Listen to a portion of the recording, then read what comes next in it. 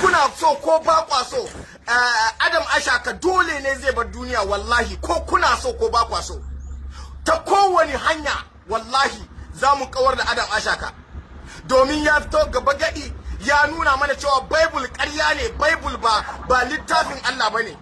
Ya sake ya gaya wa mutane cewa muryar ruhu mai tsarki da ya sauko akan Yesu almasihu yace ba muryar Allah bane, muryar aljanu ne.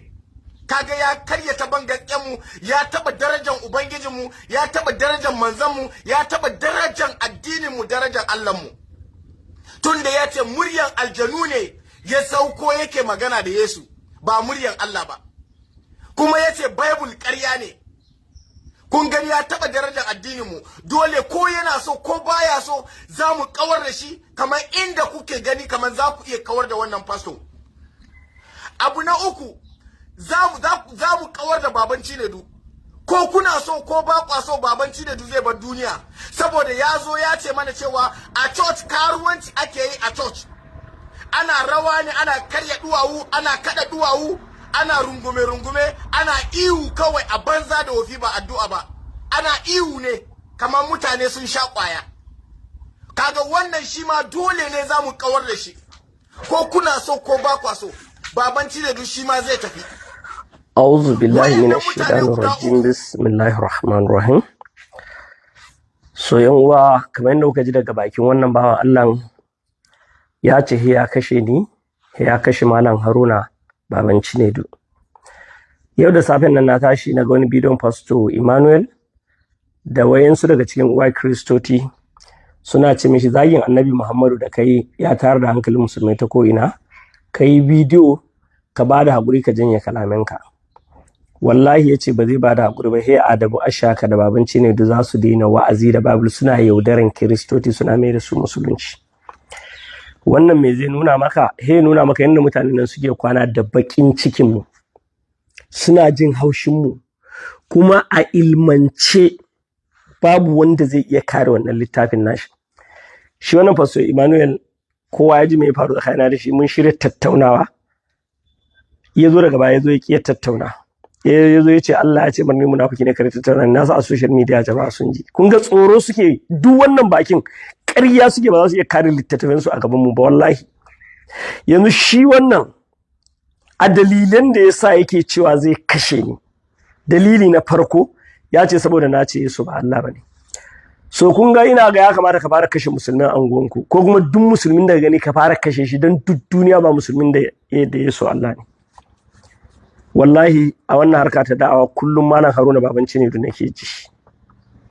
I never think about myself. Duk wanda zai kashe ni, let me give you a licket. If you want to kill Adam Ashaka, you have to prepare very well.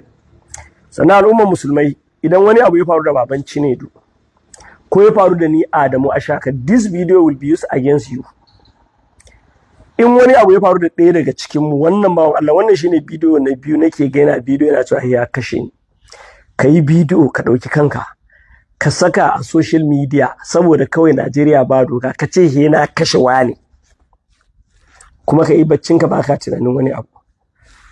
Su zauna ko gwamnati, idan ka kashe ɗaya daga cikin mu ko kuma wani abu ya faru da cikin ɗaya daga cikin mu, ina da yakin ko gwamnati ba su dauka mana fansa ba, ƴan uwa musulmai za su dauka mana fansa a kanka. Shi yasa nake wannan bidiyon, ƴan uwa musulmai su zama shaida. Sannan magana na biyu, a dalilin da yace zai kashe ni, nake so mu yi analysis. Na farko ya ce saboda ni na ce Yesu almasihu ba Allah bane. Na sha faɗa duk Bible babu ayin da ta ce Yesu almasihu Allah ne. Duk Christian da ya san Bible ya san shi ne dalilin Yesu almasihu. Mun sha challenge din ku kawo mana aya, wannan mai magana in har ka isa kai dan halak ne a cikin uwarka, in ba dan zina bane kai, in dai har kai dan halak ne, uwarka ba karuwanci ta haife ka ba. Ina bidiyon nan duniya tana ji, ka zo mu yi muƙabala ne da kai, duniya ta ji in ka isa ka kare Yesu Allah ne. Duk Bible babu inda Yesu almasihu ya ce shi Allah ne. Ƙarya kuke mar, ƙarya kuke mar. Mu kuma muna fitowa muna bayyana ƙaryan ku, ɗan uwanku suna gane gaskiya, suna barin addinin ku, suna dawa cikin addinin musulunci. So da ilimi ba za ku iya kare kanku ba, ni za ka zo ka burka, please. Ni za ka zo ka ce za ka kashe a social media da kaza a social media. Ka san da kake magana kuwa? saboda haka ai ilimi ba za su iya kare littafin ba duk babu ne Allah babu ne ce Yesu Allah ne. Sannan magana na biyu ya ce na ce Bible ƙarya ne. Shi Bible bai ƙaryata kanshi ba. Read the book of Romans chapter 3 verse 7. Da Bulus ya ce, if the truth of God has increased through my life, how can I justify as a sinner? Ya yi ƙarya don mutane su yadda da addinin Allah abunan da sauransu. Shi kanshi Bulus he confessed that he is a liar. Bulus da kanshi ya ce makaryaci ne shi. So idan a rubu Ashaka ya fito ya ce ai Bulus makaryaci ne, ƙarya nawa Bulus ya yi a Bible. Sai ya ce na ce Bible ƙarya yake. Ka je ka karanta book of Deuteronomy chapter 31 verse 24 to 25. Ka duba irin maganganun da ma annabi Musa ya faɗa in ya bar duniya yanda Yahudawa za su ɓata Bible ɗin su sa ƙarya da gaskiya a ciki. Yace, I know you the Jewish people, I know that after my death you will utterly corrupt yourself and turn aside from the way which I have commanded you. The evil may follow you in the love that you do the evil. You provoke the Lord your God to the anger through the work of your hand. This is the prediction of Moses against the Jews. In ya bar duniya za su ɓata littafin. Go and read the book of Jeremiah chapter 8 verse 8. Wanda yace, how can you say we are wise? The law of God is with us, but the lies, pen of the secret has made it into a lie. Has made it into a lie. An ɓata littafin an rusa ƙarya a ciki. Prophet Jeremiah ya ce an sa ƙarya a ciki. Tsakanin Prophet Jeremiah da Yesu almasihu shekara 820. To tun lokacin shi yace littafin ƙarya ne an sa ƙarya a ciki. Sannan Qur'ani yace fa ulul ladzina yaktubuna alkitaba bi aydihim summa yaquluna hadha min indillahi liyashtaru bi samanan qalila. Qur'ani ba yace ƙarya ne babu an rubuta ƙarya a ciki. Sai da Ashaka in yazo yace ƙarya ne akwai ƙarya a ciki sai ka kashe shi. Kai ka kashe shi duk wannan abu ne ba littafi ko amma saboda ƴaƴan jahilai dan jahila ne kai ba ka karanta littafi ko san komai ba. Ni na fara karanta Bible.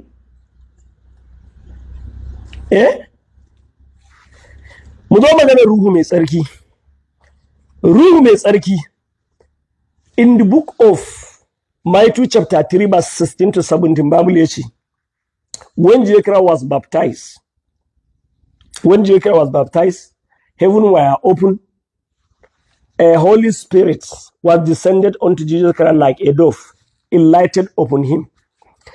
17, and a voice come from heaven and said, this is my beloved son, whom I have well pleased. This is my beloved son. A voice come from heaven. Abunda kullum muke na yin wa Kiristoci, wannan ya Kiristoci suka ce muryan Allah ne, muka ce a ba muryan Allah bane. Ai a ayan ba a ce muryan Allah bane. Cewa kai a voice come from heaven. Yanda zama a Bible din ayan kakab zan samu ku ayan a screen ku gani fa. A voice come from heaven ba a ce muryan Allah ba.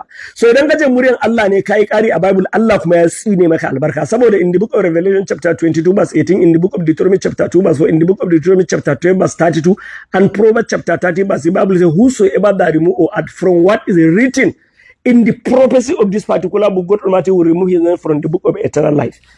Idan ka faɗi kai ƙari a Bible, yanzu tunda Bible bai ce muryan Allah bane, duk Kiristan da ya ce muryan Allah ne yayi ƙari kuma Allah ya tsine mishi albarka. Babu inda aka ce muryan Allah, aka ce a voice from heaven. Sai muka ce wannan ba muryan Allah bane. Me yasa aka ce ba muryan Allah bane?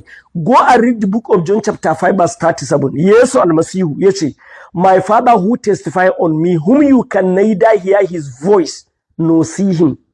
Yesu yace babu wanda ya taba jin muryan Allah. To yanzu idan Kiristoci kun ce muryan Allah ne, yanzu tambayin da zamu muku da ku da Yesu waye makareci. Na rantse da Allah dole akwai makareci. John chapter 5 verse 37. Go and read. The voice of God has not been heard at any time. Yesu almasihu yace babu wanda ya taba jin muryan Allah. Sannan shi wancan ayan da kuke cewa muryan Allah ne ba a ce muryan Allah bane. Cewa aka a voice from heaven, that it was somewhere through skies. Allah shi kare ne a sama. Ga na aljannu suna ta shawagi, akwai mala'iku, akwai wayewa. Ayan bata ce muryan Allah bane. Sannan Yesu almasihu ya ce ba a ji muryan Allah. In ku kun ce muryan Allah ne, da ku da Yesu waye makareci, dole ko Yesu yayi ƙarya kun yi gaskiya, ko kuma ku duk Kiristocin duniya ku makaryata ne. Yesu almasihu shine mai gaskiya. Kuma ni Adam Ashaka na ce ƙarya kuke yi. Na rantse da Allah duk Kiristan da yadda muryan Allah nan ƙarya yake yi. Yesu almasihu ne mai gaskiya. Ku ne makaryata. Sannan yana can tunda ba muryan Allah bane, muryan waye ne? The same Bible fa ya gaya mana. in the book of Luke chapter 4 verse 41 to 43. Go and read. This is your own book. Luke chapter 4 verse 41 to 43.